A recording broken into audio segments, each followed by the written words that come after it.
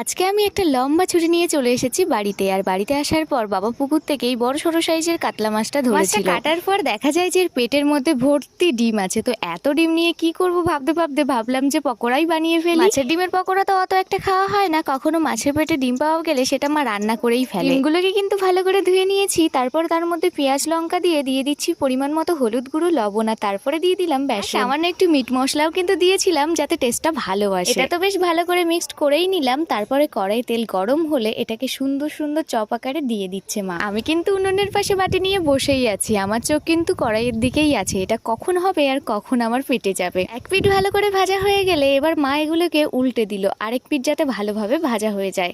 তো এপিঠ ওপিঠ উল্টে উল্টে ভালোভাবে লাল লাল করে ভেজে এখন তুলে নিচ্ছে। ব্যাস, আমাদের মাছের ডিমের পকোড়া কিন্তু রেডি হয়ে গেছে খাওয়ার জন্য। এটা কিন্তু খেতে দারুণ টেস্ট হয়েছিল। তোমরা কে কে খেতে ভালোবাসো অবশ্যই কমেন্ট করে জানিও। তো চলো আসছি পরের ভিডিওতে, সবাই ভালো থেকো।